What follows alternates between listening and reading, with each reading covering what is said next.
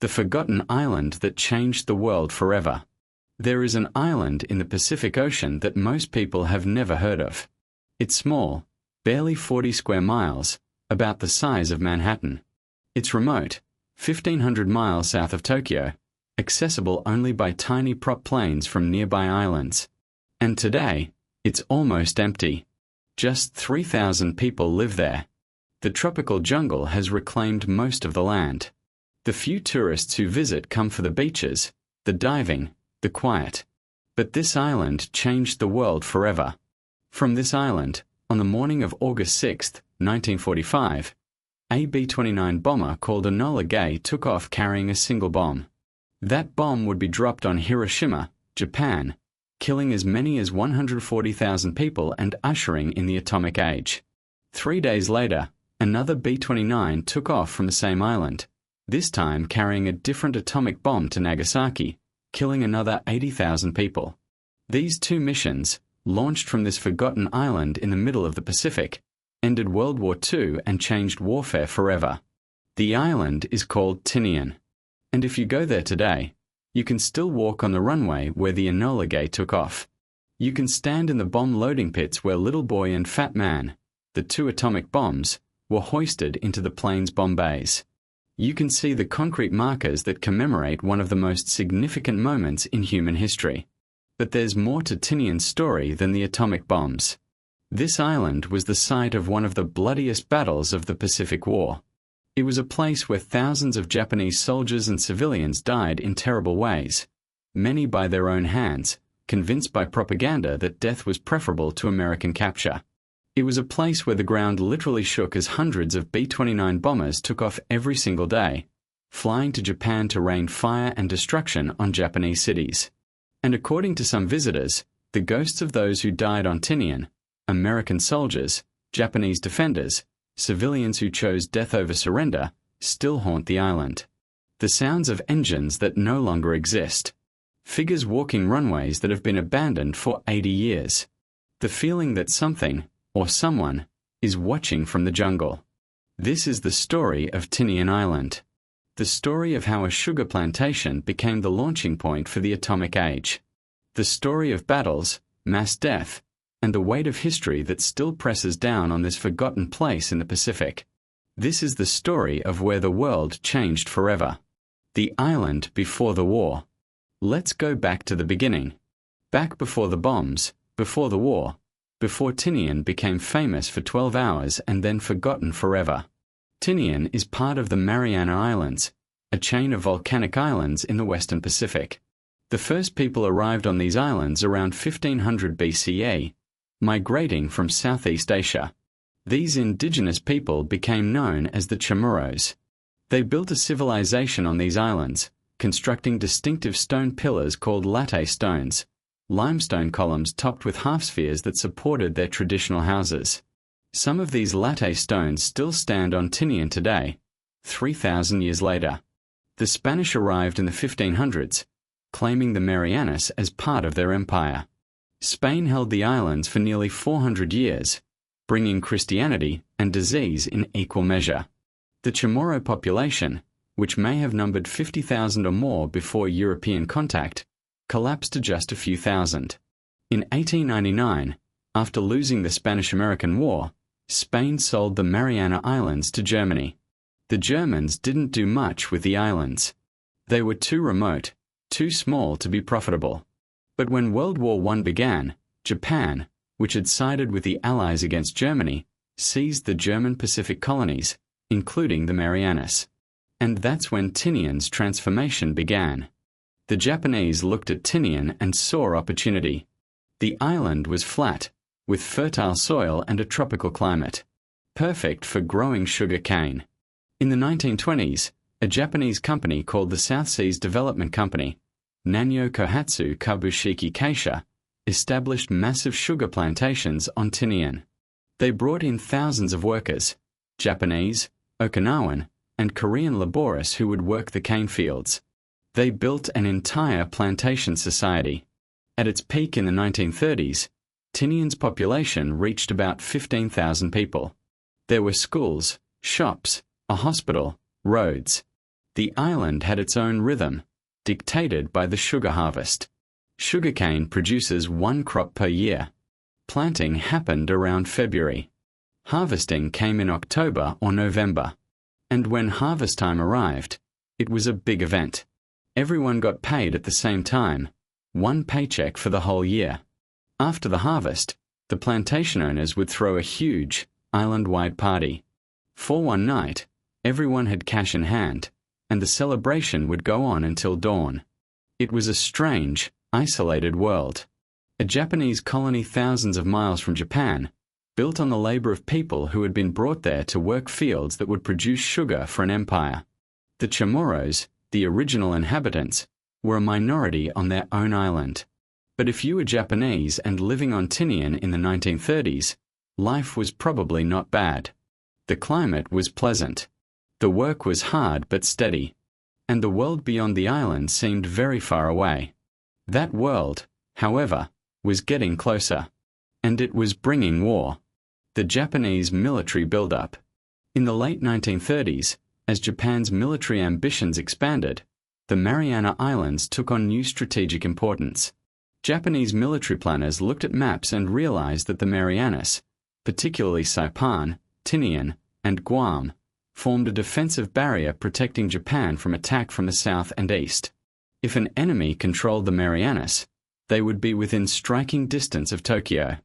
B-29 bombers, the massive long-range bombers that America was developing, could reach Japan from the Marianas.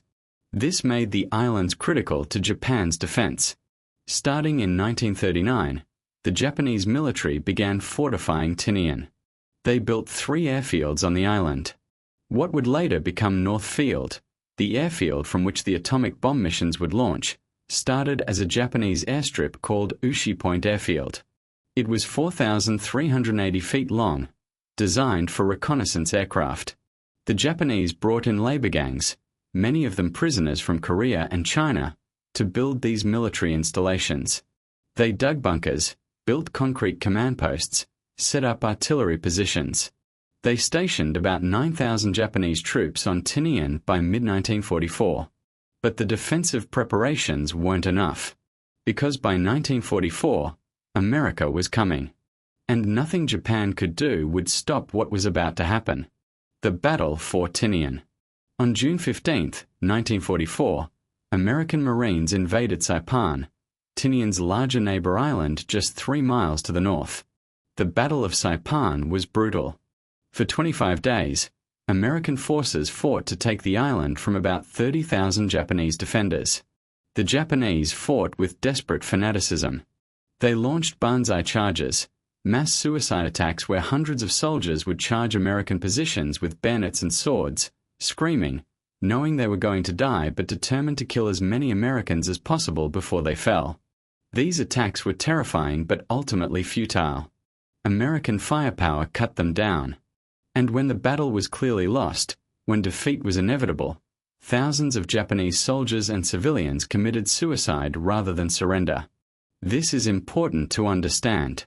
The Japanese military had told civilians on Saipan that if Americans captured them, they would be tortured, raped, and killed. Mothers threw their children off cliffs before jumping themselves. Families huddled together and detonated grenades. Soldiers held grenades to their stomachs and pulled the pins. The cliffs on the northern end of Saipan became known as Suicide Cliff and Banzai Cliff. Thousands of people died there. The Americans, watching from below, tried to convince civilians not to jump. They used loudspeakers, pleading in Japanese for people to surrender, promising they wouldn't be harmed. Some civilians believed them and surrendered. But many did not. They jumped. The lesson from Saipan was clear and terrible. Taking islands held by Japan was going to cost enormous casualties. The Japanese would not surrender. They would fight to the death. And they would take civilians with them. With Saipan secured, the Americans turned their attention to Tinian. On July 24, 1944, the invasion of Tinian began. But this time, American planners had learned from Saipan. Instead of a frontal assault on Tinian's obvious landing beaches, which were heavily defended, the Marines landed at 2 small, narrow beaches on the northwest coast of the island. These beaches were so small and difficult that the Japanese had left them lightly defended, believing no major invasion could possibly come through there. It was a brilliant feint. The Marines came ashore almost unopposed, quickly securing a beachhead. Then they turned south and began pushing across the island. The battle lasted 8 days. 8 days of vicious fighting. The Japanese defenders fought from caves and bunkers. They launched nighttime counterattacks. They refused to surrender. But they were outgunned, outnumbered, and cut off from reinforcements. By August 1st, 1944, Tinian was in American hands. About 5,000 Japanese soldiers had been killed. Approximately 4,000 civilians on the island also died. Many of these were killed in the fighting, but many others committed suicide.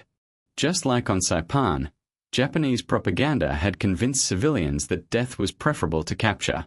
Families killed themselves. Some drowned themselves in the ocean. Others jumped from cliffs.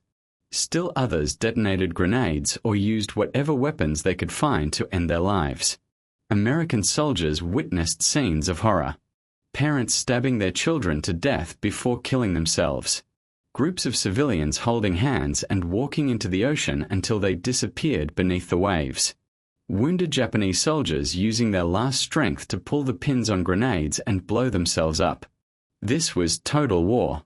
This was what happens when an entire society is convinced that the enemy is so evil that death, even the death of your own children, is the better choice. And Tinian was just the beginning. Because now that America controlled the island, they were going to turn it into the largest airbase in the world. And from this airbase, they were going to burn Japan to the ground. North Field, the bomber base. The transformation of Tinian was extraordinary. Within months of capturing the island, American engineers had turned this former sugar plantation into the busiest airfield in the world. They expanded the existing Japanese runways and built new ones.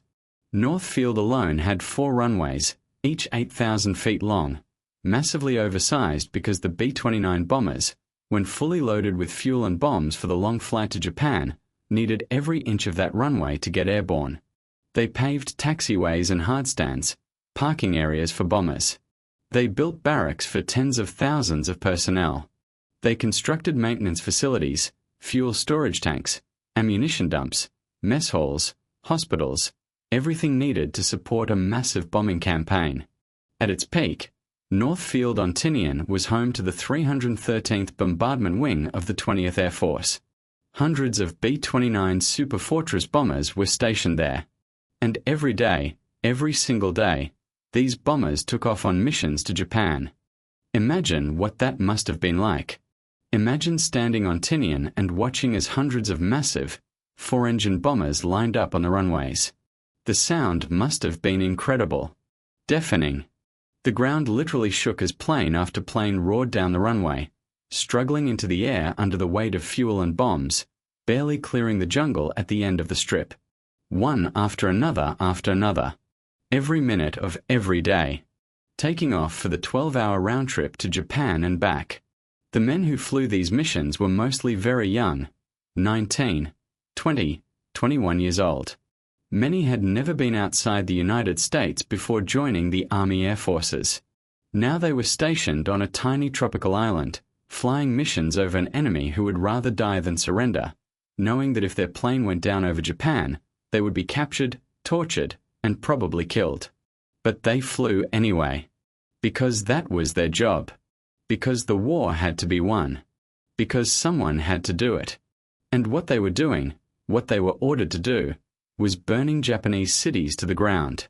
The firebombing campaign. Most people know about the atomic bombs. What fewer people know is that before the atomic bombs, American B-29s from bases in the Marianas, including Tinian, had already killed hundreds of thousands of Japanese civilians in a campaign of systematic firebombing. The strategy was developed by General Curtis LeMay, commander of the 21st Bomber Command.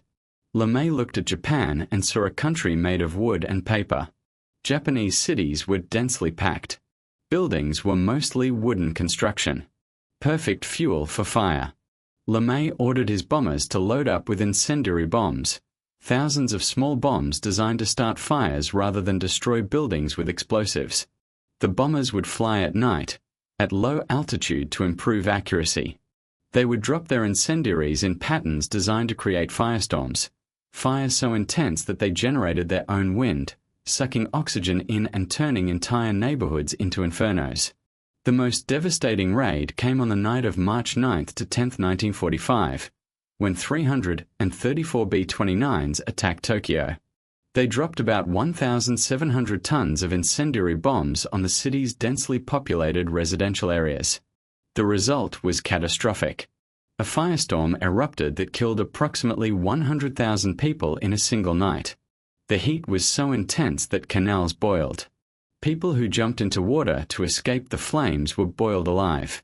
Others suffocated as the fire sucked all the oxygen from the air. Bodies piled up in the streets. Survivors described trying to run through roads covered with burning corpses. It remains the single most destructive air raid in human history. More people died that night in Tokyo than would die in the atomic bombing of Hiroshima 4 months later. And the B-29s kept coming. Night after night. City after city. Osaka, Kobe, Nagoya, dozens of smaller cities. By the summer of 1945, Japan's urban areas had been systematically destroyed. Millions were homeless. Industry was crippled. The country was starving. But Japan would not surrender. Not after Tokyo. Not after city burned. The military government, the emperor, the ideology of Bushido that taught death before dishonor, all of it meant that Japan would fight on even as their cities turned to ash. Which is why the atomic bombs seemed necessary to American planners. Nothing else, not conventional bombing, not blockade, not the destruction of dozens of cities, had forced Japan to surrender. Only something more terrible, more shocking, might finally end the war. And that's where Tinian comes back into the story. The 509th Composite Group, preparing for the atomic missions. In late 1944, a very unusual unit arrived at North Field, Tinian. They were called the 509th Composite Group, and they were unlike any other bomber unit in the Air Force. The men of the 509th flew modified B-29s called Silverplate aircraft. These planes had been stripped of most of their armor and defensive guns to reduce weight. Their bomb bays had been modified to accommodate a single, extraordinarily large bomb, much larger than any bomb normally carried by B-29s. The 509th kept to themselves. They didn't socialize with other bomber crews. They flew training missions but never joined the regular bombing raids over Japan.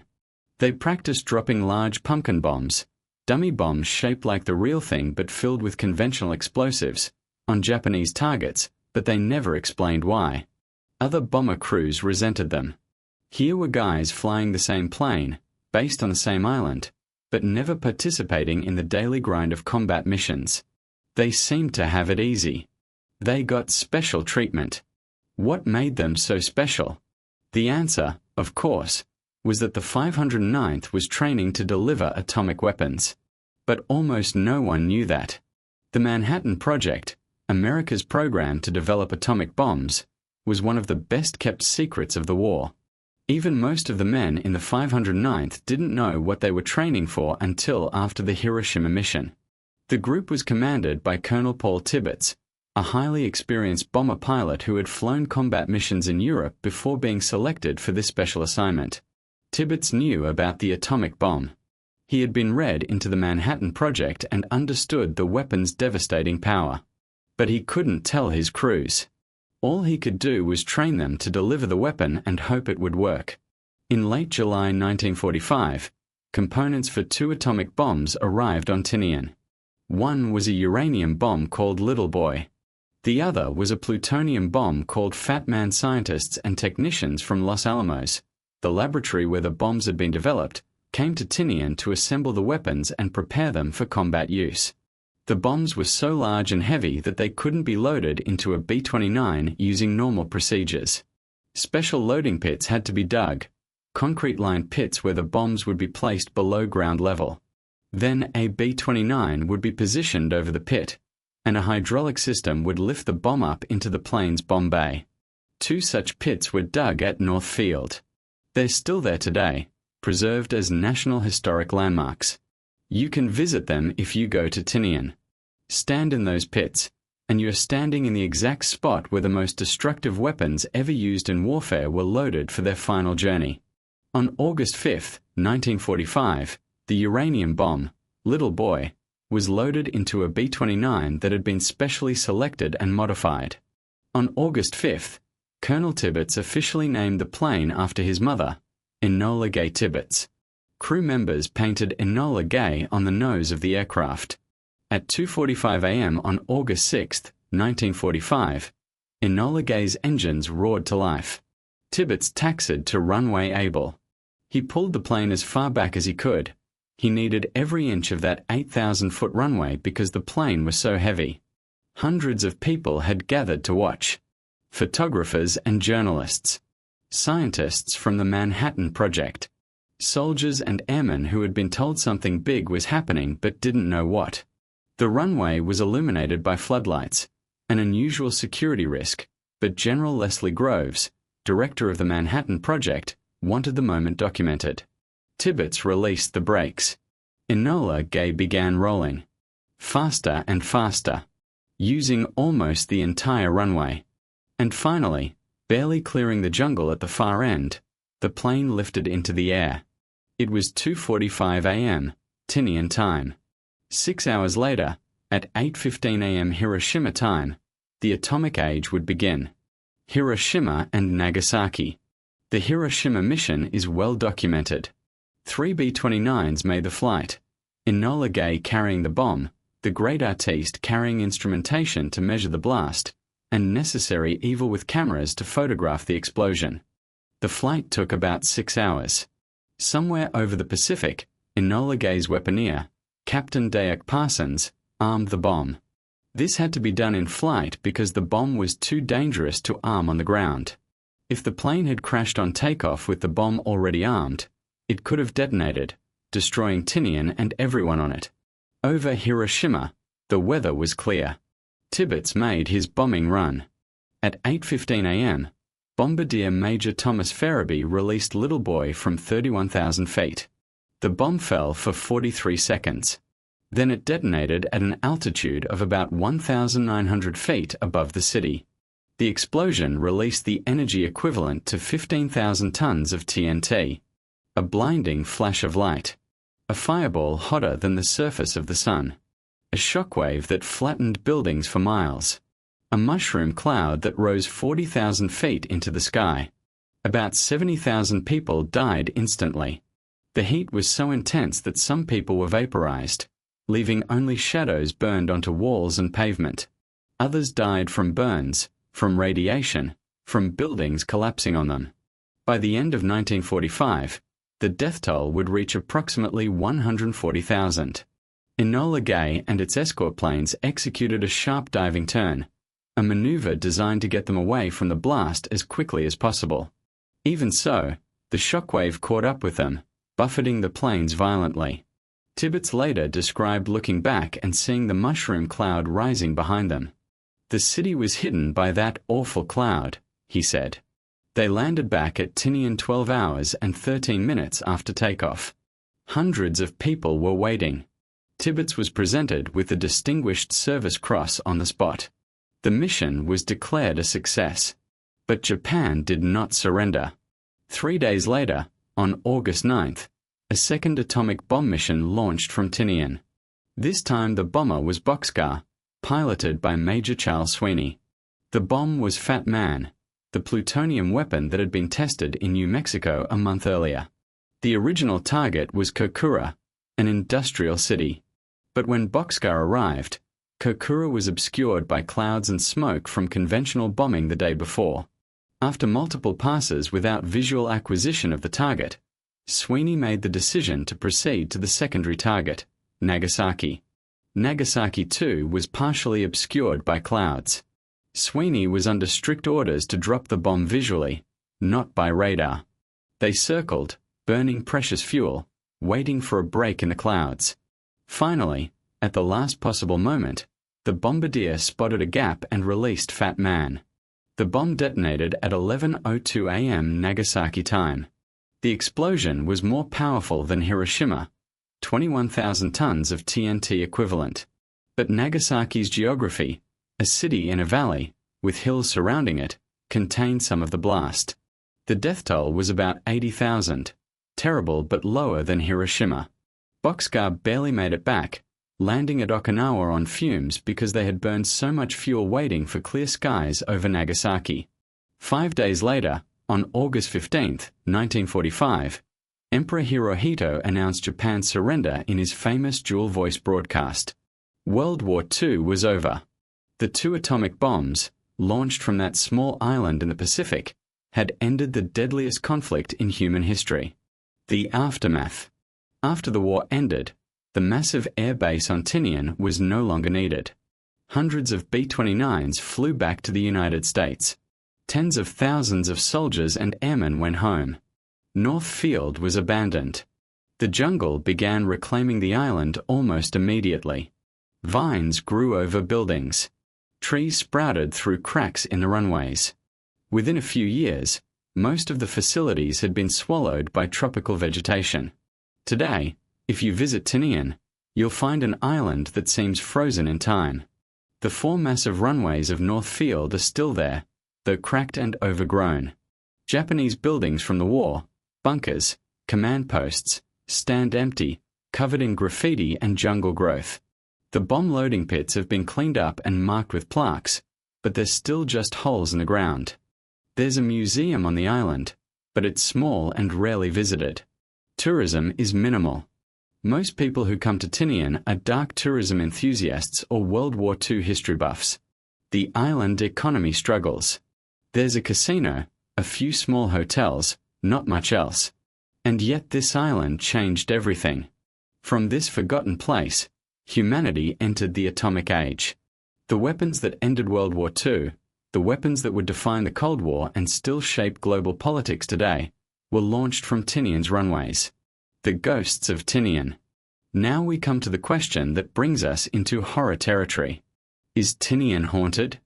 There's not a lot of well-documented paranormal activity on Tinian. The island is too remote, too sparsely populated for organized ghost hunting. But there are stories.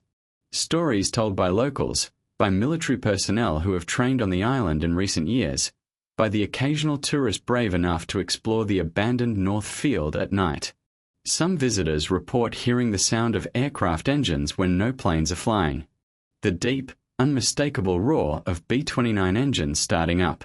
The sound of bombers taxiing, taking off, flying overhead. But when you look up, the sky is empty. Others describe seeing figures on the runways at night, shadowy shapes that might be people, walking along the taxiways or standing near the bomb loading pits. When approached, these figures disappear. The most disturbing reports come from the areas where Japanese civilians committed suicide during the battle. There are cliffs on Tinian, similar to the suicide cliff on Saipan, where families jump to their deaths. People who visit these areas report feeling overwhelming sadness, hearing voices calling out in Japanese, feeling like someone is pushing them toward the edge. Are these experiences real? Are they evidence of ghosts? Or are they the natural psychological response to being in a place where terrible things happened, a place where thousands died violently, where families chose death over capture, where the weapons that killed hundreds of thousands were prepared and launched? Maybe it doesn't matter. Because even if there are no literal ghosts on Tinian, the island is haunted by history. Walk those runways.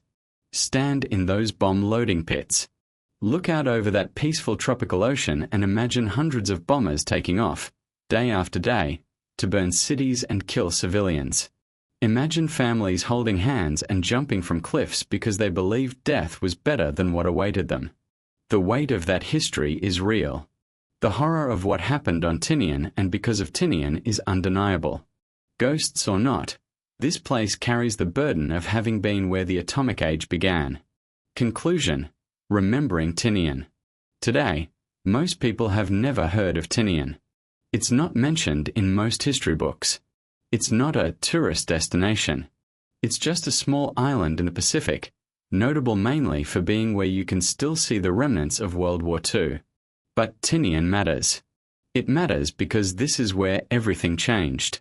This is where humanity proved it could build weapons capable of destroying entire cities in seconds. This is where we crossed a threshold we can never uncross. The atomic bombings of Hiroshima and Nagasaki saved lives, probably hundreds of thousands of lives that would have been lost in an invasion of Japan. But they also killed hundreds of thousands of civilians. They introduced weapons of mass destruction that still threaten humanity today. And it all started on a tiny island that no one remembers. If you ever get the chance to visit Tinian, do it. Walk runway Able where Enola Gay took off. Stand in the bomb loading pits where Little Boy and Fat Man were hoisted into their planes. Feel the tropical sun on your face and the jungle pressing in around the abandoned runways. And remember what happened here. Remember the soldiers who died taking the island. Remember the Japanese civilians who chose death over surrender. Remember the bomber crews who flew mission after mission, knowing they might not come back. Remember the scientists who built weapons they hoped would never need to be used again. Remember all of it. Because those who forget history are doomed to repeat it. Tinian Island. Where the atomic age was born. Where the world changed forever. Where some say the ghosts still walk.